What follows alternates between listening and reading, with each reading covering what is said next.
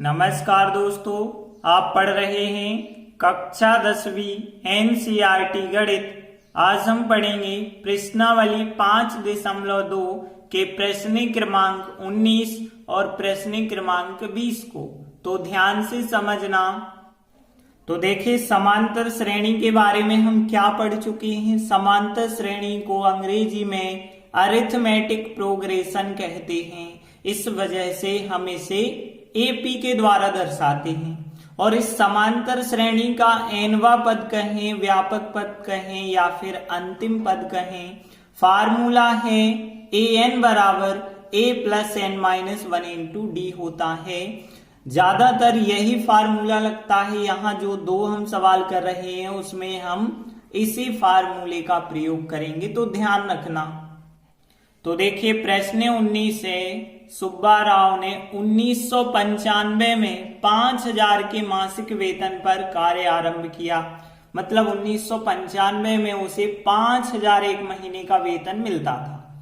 अब फिर क्या हुआ, प्रत्येक वर्ष 200 रुपए की वेतन की वृद्धि होती जाती है। मतलब अगले साल उसे 5200, फिर 5400, इस प्रकार से उसका वेतन बढ़ता जाता है। अब हमें यह बताना है किस वर्ष उसका वेतन 7000 रुपए हो जाएगा। सुब्बा राव के प्रति वर्ष वेतन की सूची यदि हम बनाते हैं तो देखिए, शुरुआत में 5000 है, फिर 5000 के बाद हर साल कितना होता है, 200 रुपए बढ़ जाता है। तो फिर अगले साल 5200 होगा, फिर 5400 हो जाएगा, डेड डैश, इस प्रकार से आगे बढ़ता जाता है वेतन। तो यहाँ पे देखिए ये बन जाएगी फिर हमारी एक समांतर श्रेणी एपी बन जाएगी।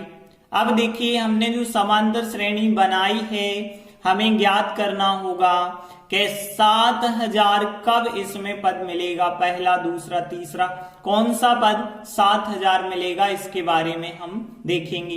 तो देखिए, यहाँ पे यदि हम देखें तो पहला पद, जो प्रथम पद स्मॉल ए कहलाता है, वो हो गया 5000। और सारवंतर डी जो है, दूसरे में से पहला पद घटा देते हैं। तो 5200 में से 5000 को घटा देना, तो फिर कितना आ गया, 200 आ गया। तो यहाँ 200 सारवंतर हो गया। अब हमें बताना है किस वर्ष में वेतन 7000 हो जाएगा। तो हम मान के चलते हैं एनवे वर्ष में वेतन 7000 हो जाएगा। अब देखिए, यहाँ पे एनवे वर्ष में, इस वजह से एन बराबर 7000 होगा।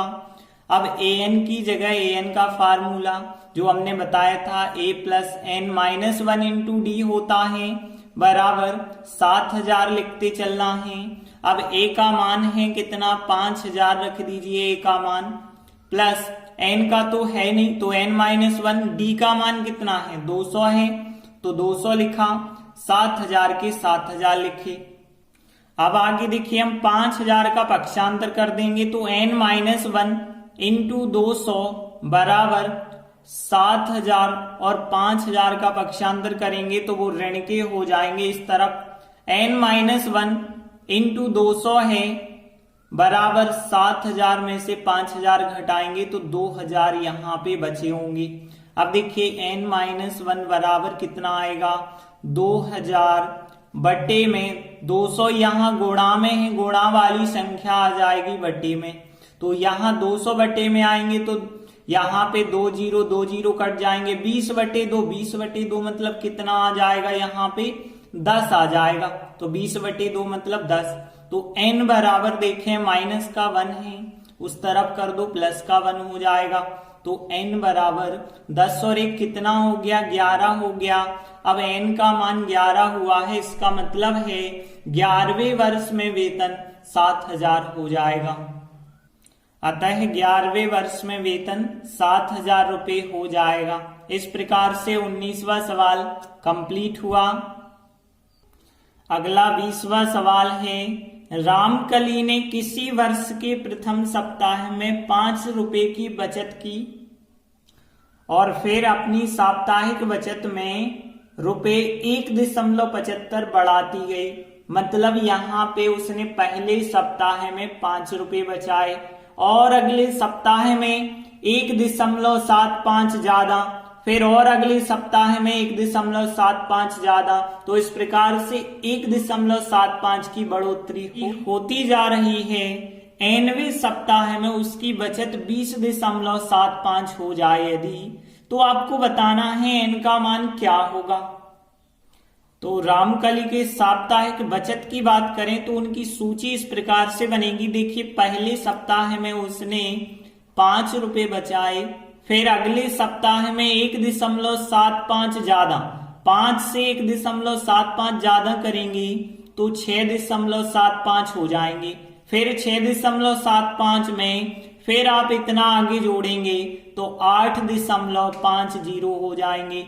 फिर 8.50 में और इतना जोड़ेंगे तो 10.25 हो जाएंगे। इस प्रकार से जो है हमारी एक समांतर श्रेणी बन जाएगी, मतलब एपी बन जाएगी। तो देखिए, एपी यहाँ इसलिए बन गई क्योंकि सभी जगह एक समान रूप से वृद्धि हो रही है। अब यहाँ भी यदि हम देखें तो पहला पद हमें मिल जाएगा, यहाँ ए बराबर पहला पद कितना मिलेगा, 5 मिलेगा। और यदि हम सारवंतर डी की बात करें तो कितनी बढ़ोतरी हो रही है, 1.75। कैसे हमें पता चलता है, दूसरे में से पहला पद घटा लो, 6.75 में से 5 घटाओगे तो 1.75 आएगा। अब प्रश्नानुसार देखें, nवें सप्ताह में बचत कितनी हो जाती है, 20.75। इसका मतलब है कि इस श्रेणी का जो nवां पद होगा वो 20.75 के बराबर हमें लेना पड़ेगा। अब nवें पद का फार्मूला लगा देना, a + n-1 इंटू डी होता है बराबर 20.75 लिखा। अब a का मान है 5, तो a की जगह हमने 5 लिख दिया, n-1 और फिर d का मान कितना है, 1.75 है, बराबर है 20.75। अब देखिए, यहाँ 5 का हम पक्षांतर कर देंगे तो n-1 इंटू में है 1.75 बराबर 20.75। 5 का पक्षांतर किया है तो 5 माइनस के हो गए। अब n-1 और इंटू में है 1.75।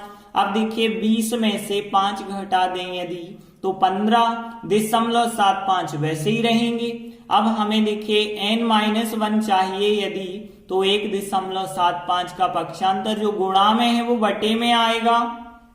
तो यहाँ पे ये संख्या बटे में आ गई। अब देखिए, यहाँ पे हमें 15.75 में 1.75 से भाग देना होगा।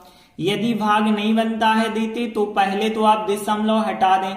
देखिए, ऊपर 2 अंक बाद दशमलव, नीचे भी 2 अंक बाद दशमलव है। इस वजह से हम ऊपर का और नीचे का दशमलव दोनों अलग कर देते हैं, क्योंकि 2 अंक बाद यहाँ है, 2 अंक बाद यहाँ का दशमलव हटाएंगे तो ऊपर 2 जीरो बढ़ाएंगे और ऊपर का हटाएंगे तो नीचे 2 जीरो बढ़ाएंगे। तो 2 जीरो तो आपस में कट गए ना।